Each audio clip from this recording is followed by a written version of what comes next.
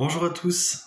Aujourd'hui, j'ai à cœur de vous faire une vidéo pour les personnes qui ont à cœur plutôt, parce que vouloir, c'est tout humain, mais qui ont quelque chose dans le cœur qui a été déposé par le Seigneur pour devenir peut-être diacre, responsable d'église, pasteur dans une église traditionnelle, ou alors, faire des églises de maison, comme ma femme et moi, et d'autres dans notre équipe, avons à cœur de le faire. En fait, je voulais d'abord vous informer d'une chose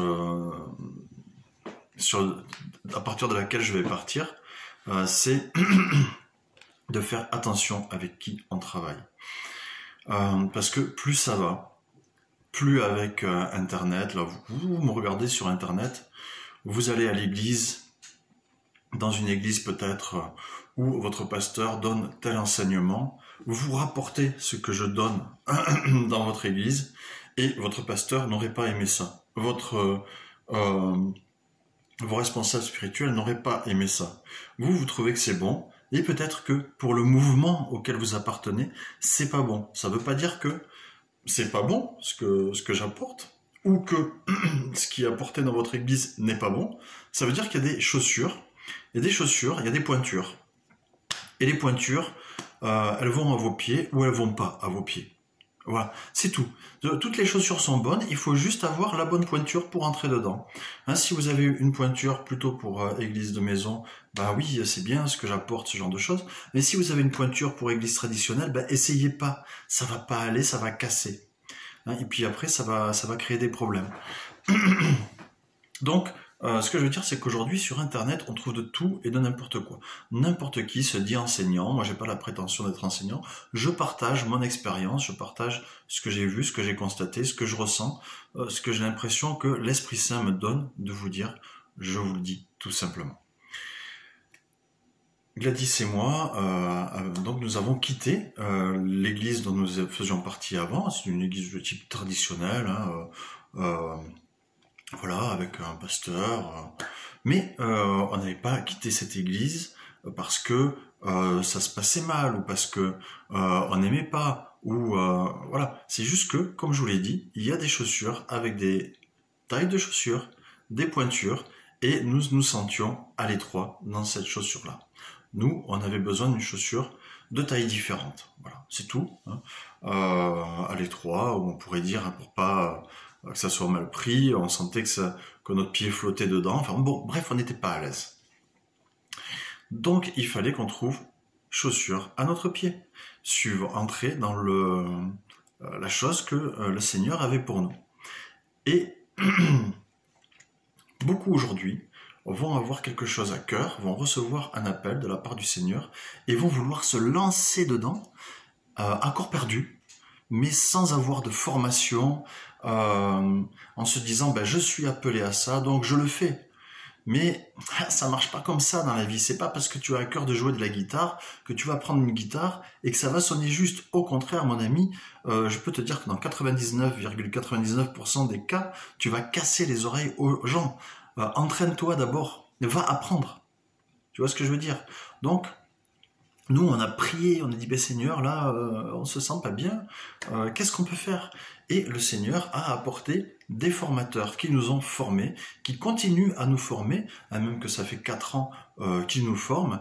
Jésus a formé ses disciples pendant 3 ans et demi, et encore, il était 24 heures sur 24 avec eux, tous les jours. Donc, il faut savoir remettre les choses en perspective et être prêt à investir du temps dans sa formation, savoir qu'il est biblique d'avoir des personnes qui sont pas qui vous contrôlent, pas des chefs, mais des personnes qui vous forment. Et la Bible dit que il faut obéir quand même à ces personnes, obéir aux personnes que l'Esprit Saint a mis sur nous. Pourquoi? Pour qu'ils ne se fassent pas leur travail en rechignant. Donc nous, il ne faut pas qu'on murmure, comme les Hébreux ont murmuré au sujet d'Aaron et Moïse, hein, on sait ce qui leur est arrivé après, et puis parce que si on murmure comme ça, ou si on chipote, ou on chicane, les personnes qui nous forment, nos responsables spirituels, ils vont faire leur travail en se plaignant, hein, dit la Bible. Alors ils vont être là, oh là là, Seigneur, et puis ils vont pas le faire de bon cœur, du coup ils vont être un petit peu agacés, un petit peu énervés. Mais c'est normal. Il nous donne de bon cœur, on doit recevoir de bon cœur, vous voyez. Et puis après, devenir autonome. Et puis, c'est à nous après de former d'autres personnes.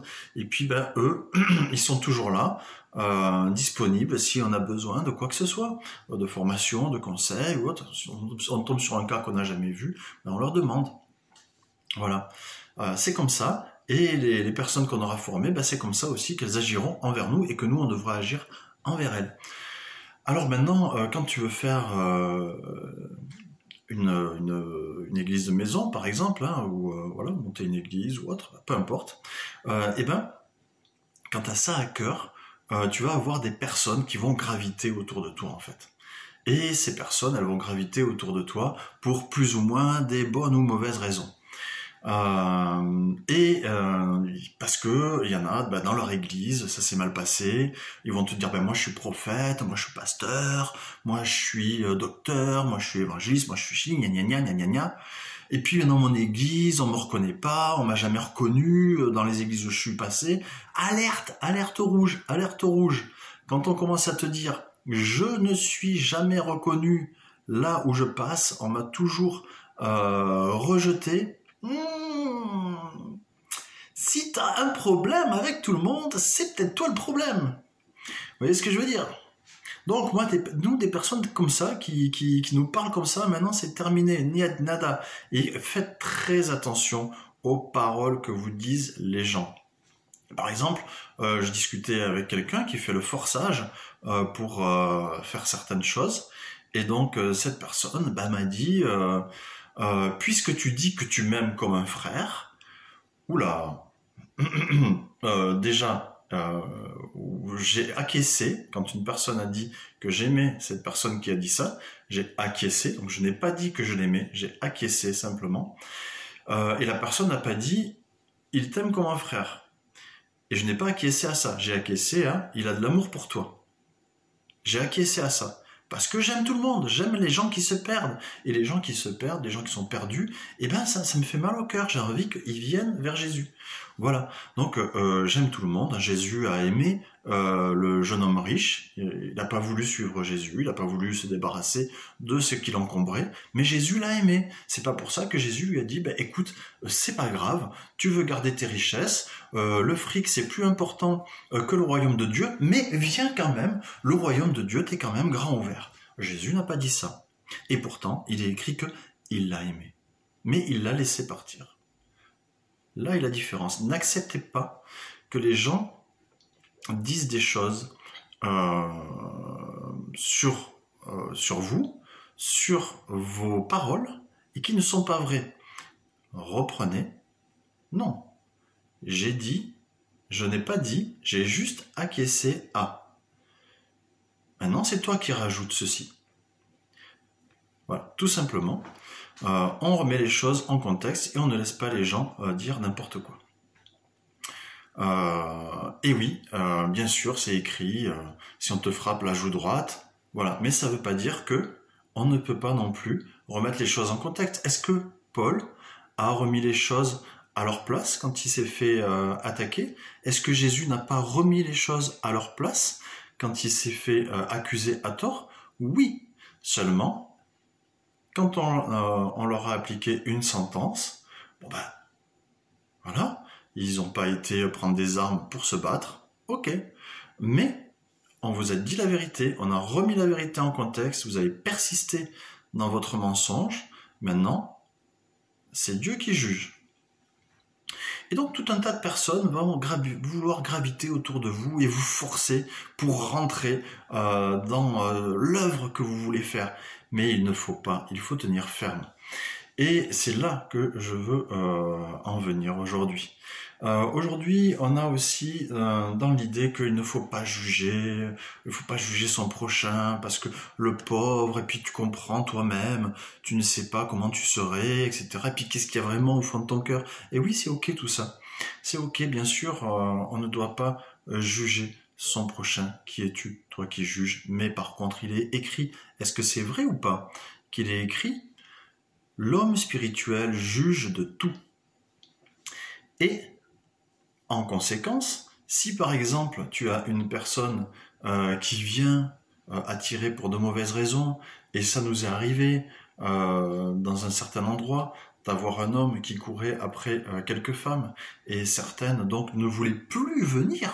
Elle disait, mais moi je ne veux plus venir. Alors à ce moment-là, on a été obligé de prendre cet homme entre quatre yeux et de lui dire, écoute, et si tu le fais pas, qu'est-ce qui se passe? Si tu le fais pas, eh ben, tu vas perdre les sœurs vont partir, elles vont plus venir à l'église, et est-ce que peut-être elles vont quitter même Jésus? Tu ne sais pas. Et si elles quittent Jésus, et si, eh bien lui, il continue ses affaires dans l'église, ou qu'il vend de la drogue dans l'église, ce genre de choses, tu vois, et que, ou qu'il viole une femme dans l'église, eh bien, est-ce que Jésus ne t'en redemandera pas des comptes? Tu crois que Jésus ne t'en redemandera pas des comptes? Oui. Alors ne pas juger son prochain, c'est une chose, mais juger les actes et poser des actes derrière, tout est dit par Jésus. Si quelqu'un fait quelque chose de mal, alors si quelqu'un fait quelque chose de mal, bon bah par exemple il vole, il ment, etc. Tu reprends ton frère, voilà, tu reprends ton frère, tranquille. Ça ne veut pas dire que tu vas l'exclure de l'église, ton frère. Mais par contre, si ton frère il fait des choses qui vont impacter vraiment tous les autres, c'est-à-dire importuner les sœurs au point de les déranger au point qu'elles veulent plus venir. Il va piquer dans la caisse de l'église. Qu'est-ce qu'on peut dire encore? Il apporte des messages qui sont carrément contre le fait que Jésus soit Dieu, ou tu vois, par exemple, il t'apporte des messages de témoins de Jéhovah, alors que toi, ben non, t'es chrétien évangélique, ta vision, c'est vraiment la Trinité, tu vois, par exemple. Eh ben, qu'est-ce que tu vas faire? Tu vas rester comme ça sans rien faire? Et ils vont couler la vision que Dieu t'a donnée? Non. Alors, aujourd'hui, sache que je t'encourage à résister et à être ferme. Ne laisse pas les gens te dire « Ah oui, mais tu dois pas me juger parce que gna gna gna gna gna gna. » Non, ce n'est pas toi que je juge. Ce sont les actes. Un chrétien, un disciple, un prophète se comporte comme ça, comme ça. Voilà. Aujourd'hui, ce que je vois, c'est ça, ça, ça, ça, ça. Donc, je pense qu'il vaut mieux ta ta ta ta ta ta. Voilà. Et c'est comme ça que se gèrent les choses, et en collégialité pour pas se tromper. Donc je veux t'encourager, reste ferme, sois droit, ne laisse pas qui que ce soit mentir ou dire des choses hors propos, et que Dieu te bénisse et t'éclaire dans tout ce que tu as à faire pour lui. Soyez bénis.